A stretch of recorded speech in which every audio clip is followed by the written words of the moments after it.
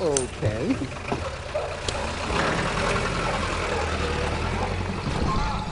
Reason appears to have fallen on hard times.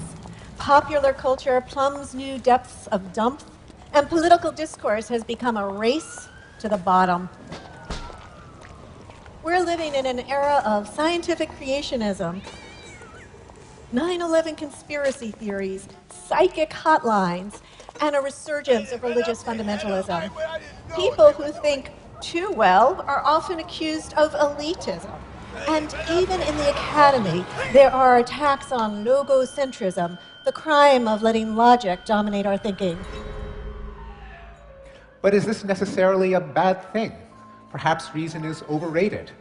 Many pundits have argued that a good heart and steadfast moral clarity are superior to the triangulations of overeducated policy wonks, like the best and brightest that dragged us into the quagmire of Vietnam.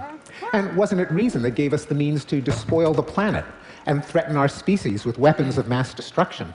In this way of thinking, it's character and conscience, not cold-hearted calculation, that will save us. Besides, a human being is not a brain on a stick. My fellow psychologists have shown that we're led by our bodies and our emotions and use our puny powers of reason merely to rationalize our gut feelings after the fact. How could a reasoned argument logically entail the ineffectiveness of reasoned arguments? Look, you're trying to persuade us of reason's impotence.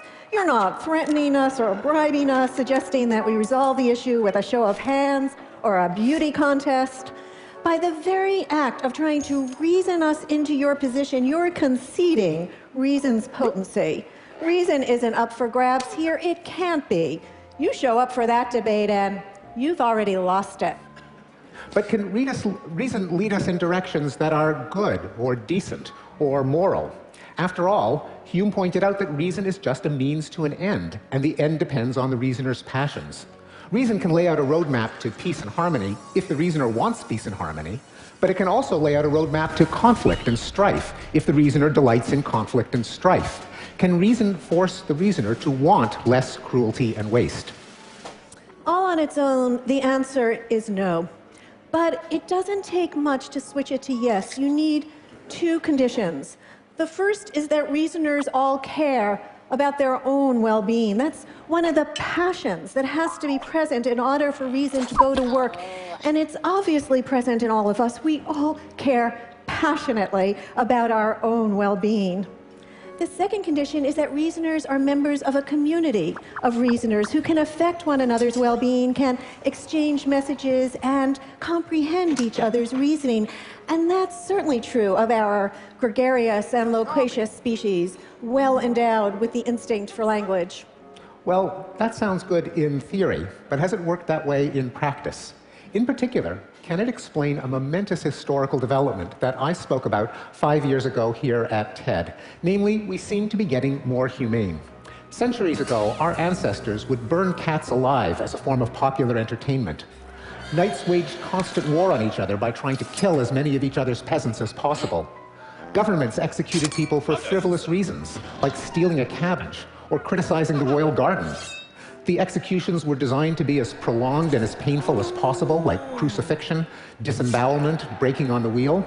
Respectable people kept slaves. For all our flaws, we have abandoned these barbaric practices. So do you think it's human nature that's changed?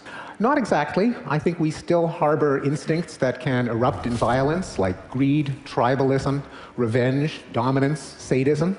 But we also have instincts that can steer us away, like self-control, empathy, a sense of fairness, what Abraham Lincoln called the better angels of our nature. So if human nature didn't change, what invigorated those better angels? Well, among other things, our circle of empathy expanded. Years ago, our ancestors would feel the pain only of their family and people in their village.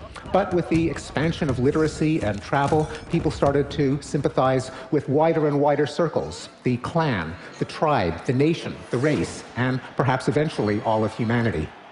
Can hard-headed scientists really give so much credit to soft-hearted empathy? They can and do. Neurophysiologists have found neurons in the brain that respond to other people's actions the same way they respond to our own. Empathy emerges early in life, perhaps before the age of 1. Books on empathy have become bestsellers, like The Empathic Civilization and The Age of Empathy. I'm all for empathy. I mean, who isn't? But all on its own, it's a feeble instrument for making moral progress. For one thing, it's innately biased toward blood relations, babies, and warm, fuzzy animals. As far as empathy is concerned, ugly outsiders can go to hell. And even our best attempts to work up sympathy for those who are unconnected with us fall miserably short, a sad truth about human nature that was pointed out by Adam Smith. Let us suppose that the great empire of China was suddenly swallowed up by an earthquake, and let us consider how a man of humanity in Europe would react upon receiving intelligence of this dreadful calamity. He would, I imagine, first of all, express very strongly his sorrow for the misfortune of that unhappy people. He would make many melancholy reflections upon the precariousness of human life, and when all these humane sentiments had been once fairly expressed, he would pursue his business or his pleasure with the same ease and tranquility as if no such accident had happened. If he was to lose his little finger tomorrow, he would not sleep tonight, but provided he never saw them, he would snore with the most profound security over the ruin of 100 million of his brethren. But if empathy wasn't enough to make us more humane, what else was there? Well, you didn't mention what might be one of our most effective better angels, reason. Reason has muscle. It's reason that provides the push to widen that circle of empathy.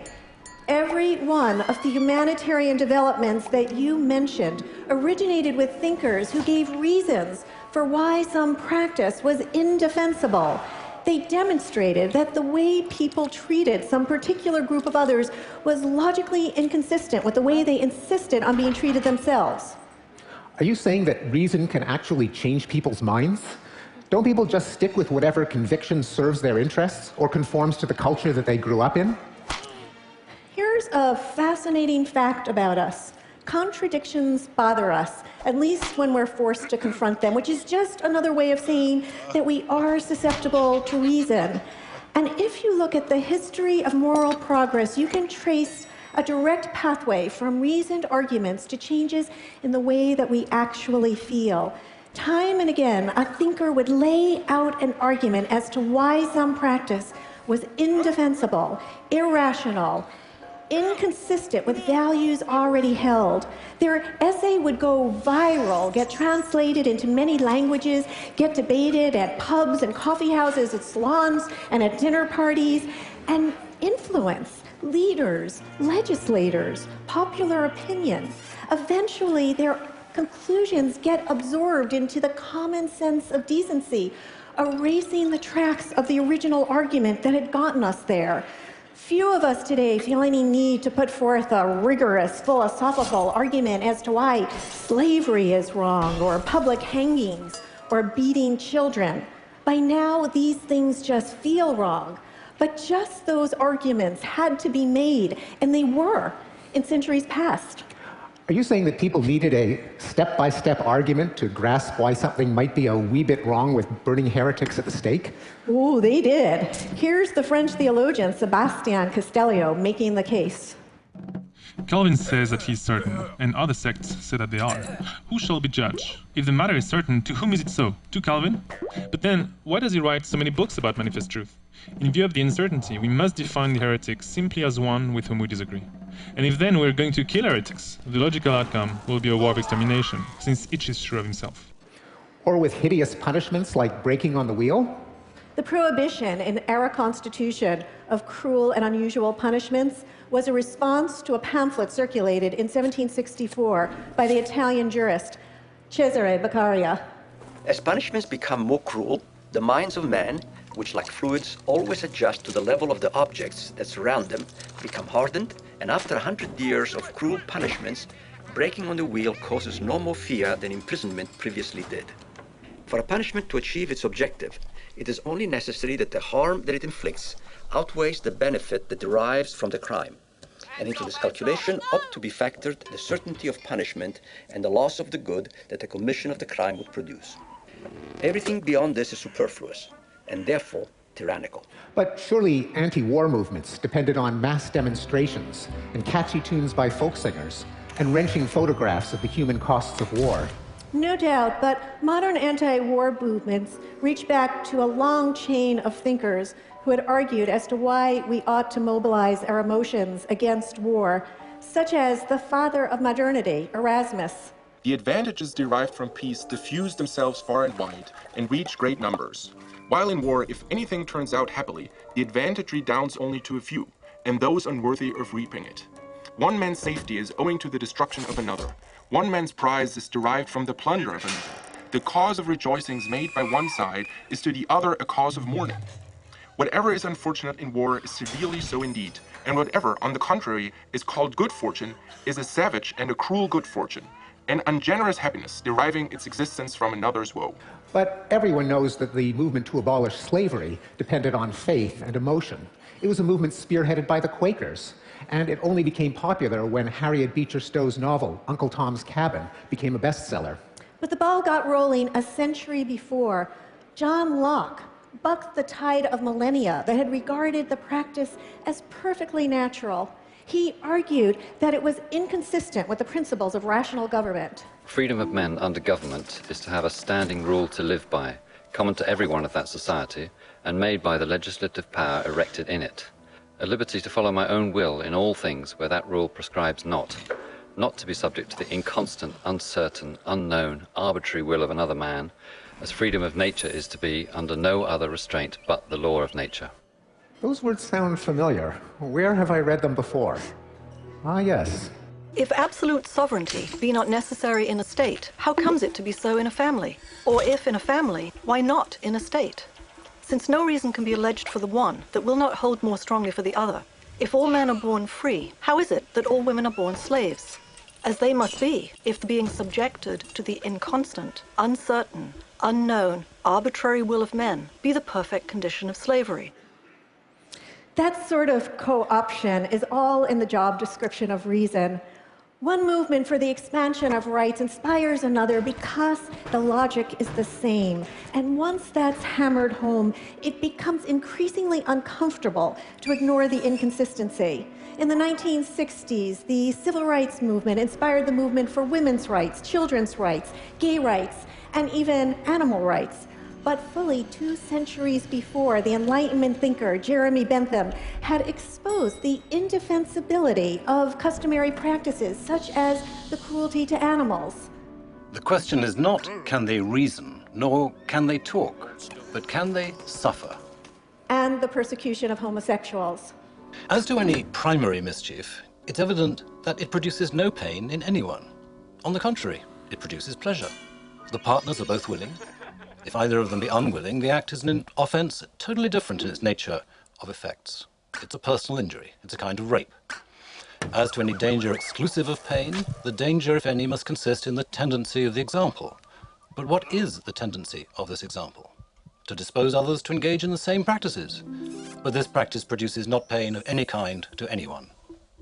Still, in every case, it took at least a century for the arguments of these great thinkers to trickle down and infiltrate the population as a whole. It kind of makes you wonder about our own time. Are there practices that we engage in where the arguments against them are there for all to see, but nonetheless we persist in them? When our great-grandchildren look back at us, will they be as appalled by some of our practices as we are by our slave-owning, heretic-burning, wife-beating, gay-bashing ancestors? I'm sure everyone here can think of an example. I opt for the mistreatment of animals in factory farms. The imprisonment of nonviolent drug offenders and the toleration of rape in our nation's prisons. Scrimping on donations to life-saving charities in the developing world. The possession of nuclear weapons. The appeal to religion to justify the otherwise unjustifiable, such as the ban on contraception. What about religious faith in general? I'm not holding my breath. Still, I have become convinced that reason is the better angel that deserves the greatest credit for the moral progress our species has enjoyed and that holds out the greatest hope for continuing moral progress in the future. And if, our friends, you detect a flaw in this argument, just remember, you'll be depending on reason to point it out. Thank you. Thank you. Thanks so much. Thank you.